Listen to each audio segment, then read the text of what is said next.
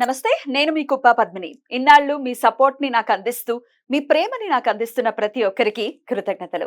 ఇప్పుడు చూడబోతున్న ఈ వీడియో కూడా ఖచ్చితంగా మీకు ఉపయోగపడుతుంది. లైక్, షేర్ అండ్ సబ్స్క్రైబ్ చేసి మీ ఇష్టాన్ని, అలాగే మీ సపోర్ట్‌ని నాకందించండి. అలాగే ఈ వీడియో పట్ల మీ అభిప్రాయాన్ని కామెంట్ సెక్షన్‌లో కామెంట్ చేసి నాకు తెలియజేయండి. నమస్తే. నమస్తే. Welcome to our channel. నేను పద్మిని. ప్రస్తుతం మనతో పాటు ప్రముఖ ఆధ్యాత్మికవేత్త, నారీసేన ఫౌండర్, దత్త ఉపాసకురాలు, శ్రీపాద శ్రీవల్లభ దత్తపీఠం వ్యవస్థాపకురాలు శ్రీమతి లతా దత్త గారు మనతో పాటు ఉన్నారు. మాట్లాడదాం. అక్క నమస్తే అక్క. నమస్తే రా. అక్క, ఉద్యోగాలు లేవు అని చెప్పి వింటూ ఉన్నాం. చాలా చాలా ఫ్రీక్వెంట్ గా ఈ మాట వింటూ ఉన్నాం. రీసెంట్ గా మనసుని కలిచివేసింది ఒక ఇన్సిడెంట్. ఫేస్బుక్ లో చూశాను. తెలిసిన ఫ్రెండ్ అన్నమాట. ఉద్యోగం లేదు అని చెప్పి సూసైడ్ చేసుకున్నాడు అబ్బాయి. ఎంత బాధాకరం. 3 years నుంచి ట్రై చేస్తున్నాడట, ఉద్యోగం రాలేదు. సో బాధాకరం. అలా తనువుని చాలించడం అనేది డెఫినెట్గా చాలా చాలా చాలా బాధాకరమైనటువంటి విషయం. జస్ట్ ఉద్యోగం లేదు అంటే డెఫినెట్గా రకరకాల ఈక్వేషన్స్ ఉంటాయి కదా, మరి ఫ్యామిలీని చూసుకోవాలి, లేకపోతే రకరకాలు ఉంటాయి.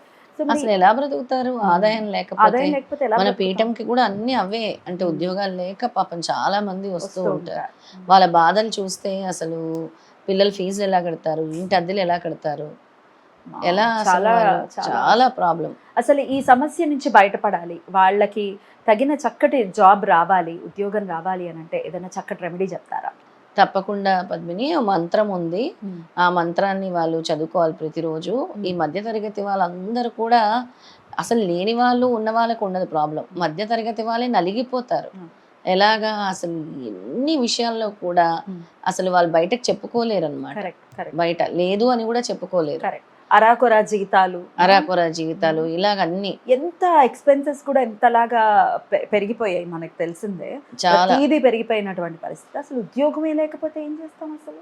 అందుకే వీళ్ళు ఏం చేయాలంటే ప్రతిరోజు కూడా హనుమాన్ గుడికి వెళ్ళాలి. ఫస్ట్ హనుమాన్ గుడికి వెళ్ళి 9 ప్రదక్షిణలు చేయాలి. హనుమాన్ గుడికి వెళ్ళి హనుమాన్ గుడి చుట్టూ కానీ అక్కడ ఉండే రావి చెట్టుకు కానీ, అశ్వత్థ వృక్షం అంటాం రావి చెట్టుకి, అక్కడ ప్రదక్షిణలు 9 ప్రదక్షిణలు చేసుకోవాలి. అలాగే ఆ రావి చెట్టు కిందే కూర్చొని నేను ఏదైతే మంత్రం చెప్తున్నానో అది 10 మాలలు చేయాలి. 10 మాలలు 10 మాలలు అంటే 1008 సార్లు 1008 సార్లు అలా 11 రోజులు చేయాలి కంటిన్యూస్ గా. 11 days కంటిన్యూస్ చేస్తే వాళ్ళకి ఆ వీసా ఇంటర్వ్యూలు, జాబ్ ఇంటర్వ్యూస్, వీసాల ఇంటర్వ్యూలు, చాలా మందికి వీసాలు రావట్లేదని బాధపడతారు. జాబ్ ఇంటర్వ్యూస్, జాబ్ లో సక్సెస్ కావాలని కోరుకుంటూ ఉంటారు. తప్పకుండా వస్తుందన్నమాట. రెసెషన్ కూడా హడల్ కొట్టేస్తాం అక్క చాలా ప్రపంచాన్ని.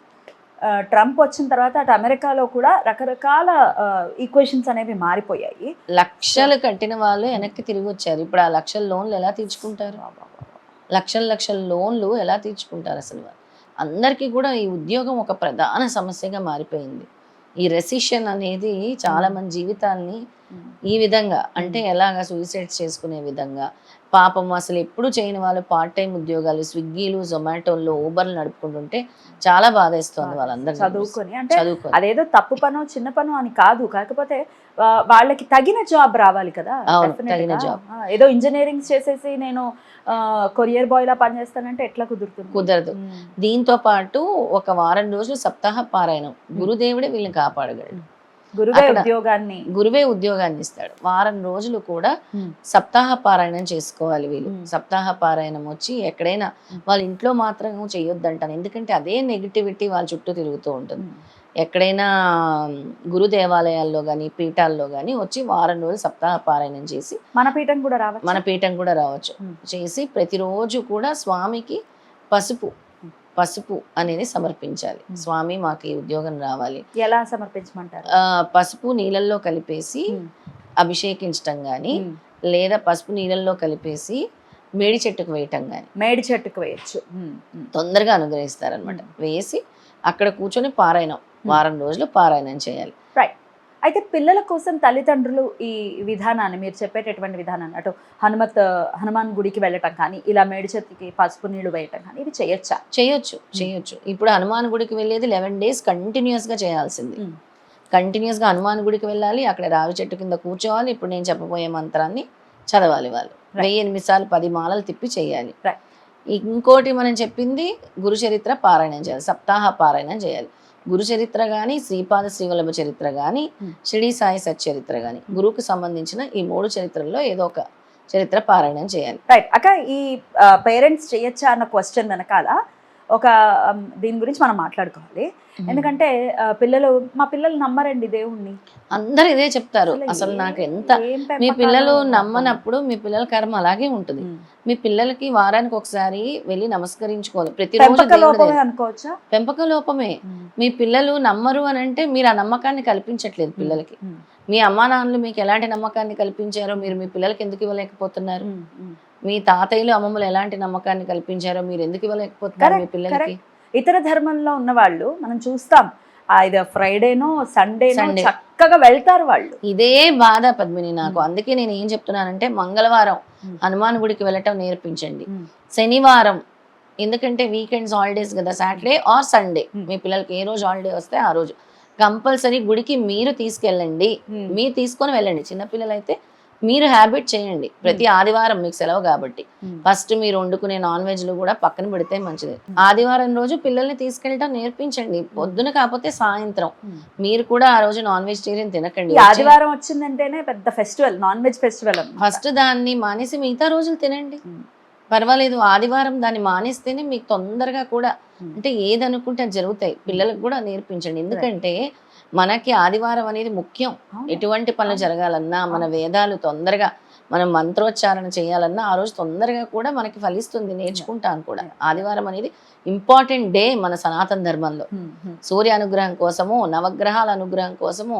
మనం ప్రత్యక్షంగా కనిపించే గ్రహాలు సూర్యచంద్రులే కదా. కావాలనే మన ధర్మంలో ఉన్న వాళ్ళని భ్రష్టు పట్టించడం కోసం సండే నాన్ వెజ్ ని తీసుకొచ్చి ఇంపార్ట్ చేశారు.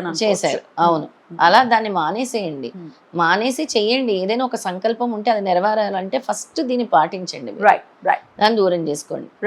అయితే నువ్వు చెప్పినట్టురా అలవాటు చేయండి. దయచేసి అలవాటు చేయండి. మా పిల్లలు చెయ్యరు.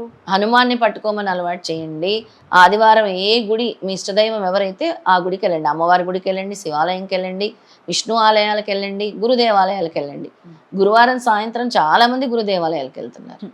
సో ఆల్రెడీ ఇప్పుడు పెద్ద పెద్ద పిల్లలు ఉన్నారు. ఇంకా వాళ్ళు ఇప్పుడు సడన్ గా నమ్మేయండి మీరు చేసేయండి అంటే వాళ్ళు వినరు. అది మాత్రం రాంగ్. వాళ్ళకు గట్టి దెబ్బ తగులుతారు చూడు, భగవంతుడి పాదాలే పట్టుకుంటారు. అప్పుడు ఇంకేం చేస్తాం? మనం అనకూడదు.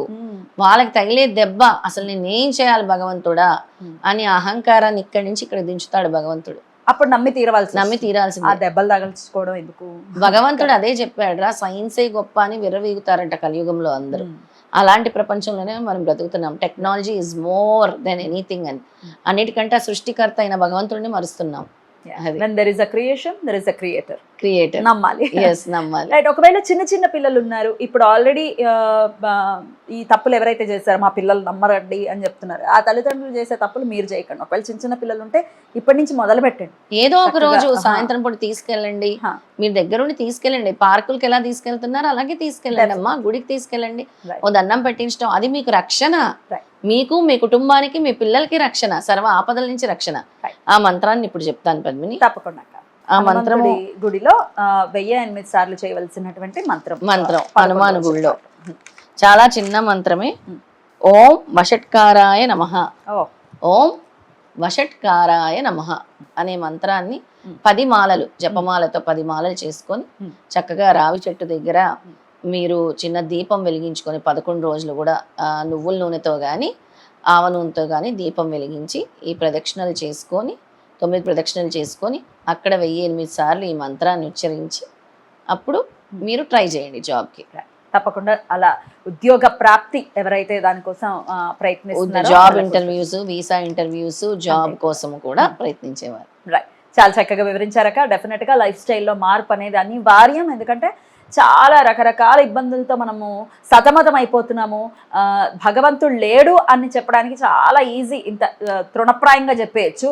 కానీ ఉన్నాడు అని నమ్మడానికి చాలా కష్టపడాల్సి ఉంటుంది. త్రికరణ శుద్ధిగా నమ్మితే చాలా మనసా వాచ అని చెప్తాను. అందుకే చాలా కష్టపడాలి. ఆయన నమ్ముదాము. జీవితాలని సాఫీగా వెళ్ళేటటువంటి ఏదైతే ఇది ఉందో సాఫీగా వెళ్ళటం అనేది ఆయన చేతుల్లో వదిలేయటమే. రైట్ అక్క. Thank you so very much. నమస్తే. నమస్తే. జై గురుదత్త. శ్రీ గురుదత్త.